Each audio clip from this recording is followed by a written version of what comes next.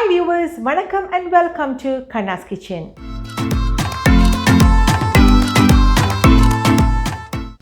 சாதாரண ஒரு cake பேட்டரை use பண்ணி இந்த மாதிரி ஒரு டிஃப்ரெண்ட்டான டிசைனை போட்டு எப்படி கேக் செஞ்சு எடுக்கலாம்ங்கிறத பார்க்கலாம் வாங்க. நீங்கள் இது வரைக்கும் நம்ம சேனலை சப்ஸ்கிரைப் பண்ணலைன்னா கீழே உள்ள சப்ஸ்கிரைப் பட்டனை ப்ரெஸ் பண்ணி அதுக்கு பக்கத்தில் உள்ள பெல் ஐக்கானை ஆலில் செலக்ட் பண்ணுங்கள்.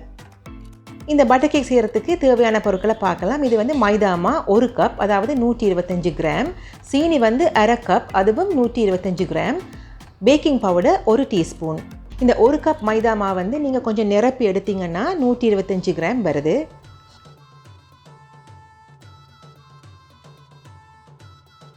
அதே போல் சீனியும் 1/2 கப் 125 கிராம் வருது. சரியாக மட்டமாக அளந்தீங்கன்னா 125 கிராமுக்கு கொஞ்சம் குறைவாக வரும். 1/2 கப்பில் கொஞ்சம் நிரப்பி அளந்தீங்கன்னா 125 கிராம் சரியாக வரும். இப்போ ஒரு அரித்தட்டில் அந்த மைதா மாவையும் 1 டீஸ்பூன் பேக்கிங் பவுடரையும் போட்டு இதை கொஞ்சம் அரித்து எடுத்துக்கொள்ளுங்கள்.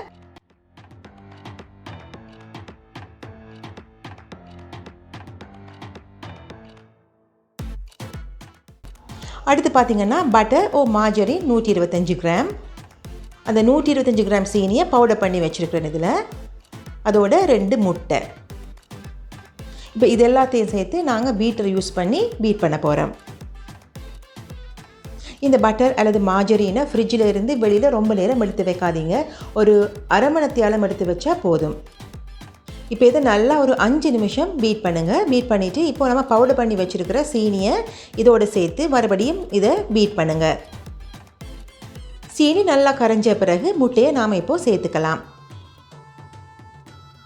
முட்டை சேர்க்கும்போது எப்போதும் ஒரே தான் முட்டையை போட்டுறாதீங்க, ஒரு முட்டையாக தான் போட்டு எடுக்கணும். முதல்ல ஒரு முட்டையை போட்டு அதை நல்லா பீட் பண்ண பிறகு அடுத்த முட்டையை போட்டு பீட் பண்ணுங்கள்.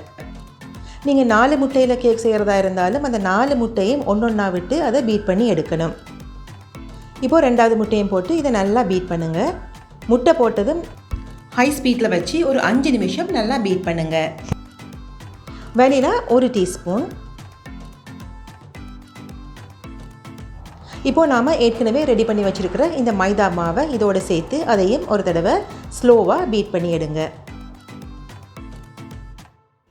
மா சேர்த்த பிறகு ரொம்ப நேரம் பீட் பண்ண தேவையில்லை, ஒரு நிமிஷம் பீட் பண்ணால் போதும். அதுக்கு பிறகு இப்போ இதில் பால் ஒரு 1/4 கப் பால் இதில் நான் சேர்த்துக்கிறேன்.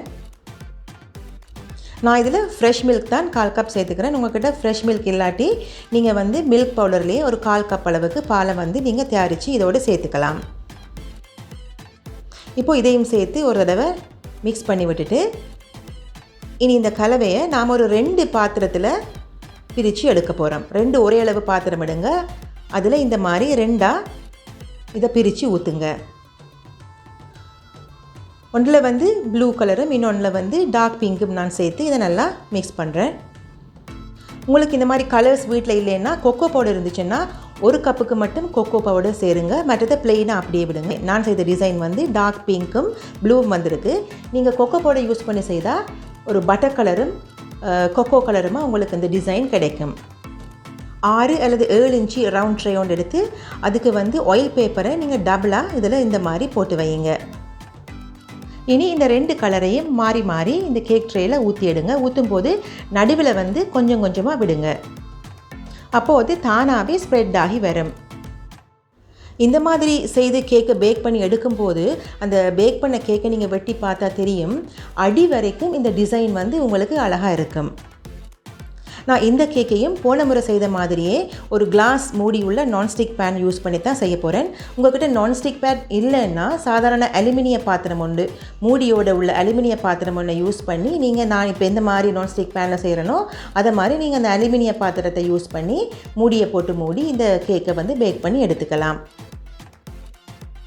கடைசியாக நான் அப்லோட் பண்ண கேக்கோட டிசைன் இன்னும் கொஞ்சம் டிஃப்ரெண்ட்டாக இருந்துச்சு. ஒரு பூவும் இலையும் மாறி இருந்துச்சு. அந்த கேக்கோட லிங்க் நான் கீழே டிஸ்கிரிப்ஷன் பாக்ஸில் கொடுக்குறேன், அதை பாருங்கள்.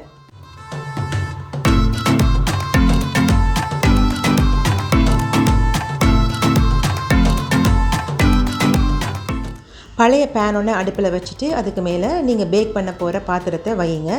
வச்சு கொஞ்சம் ஹீட் ஆகின உடனே ஒரு 5 நிமிஷம் ஹீட் பண்ண பிறகு நீங்கள் செய்து வச்சுருக்கிற கேக் பேட்டரை மெதுவாக ரொம்ப அசைக்காமல் இதுக்குள்ளே வச்சுட்டு மூடியை போட்டு மூடி வைங்க.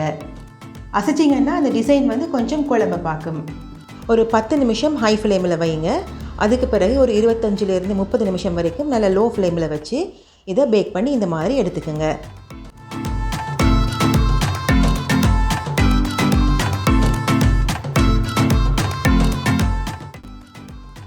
கேக் சூப்பராக வந்திருக்கு. ஒரு கோலை டிசைன் மாதிரி இல்லையா?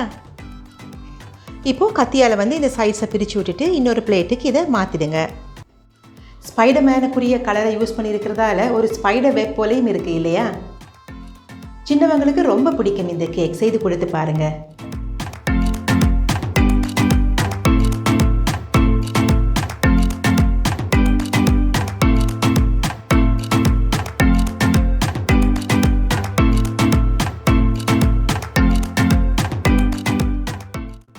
இப்போ இந்த பீஸை பார்த்தா தெரியும், கேக்கோட அடிப்பகுதி வரைக்கும் இந்த டிசைன்ஸ் வந்து அழகாக போயிருக்கு.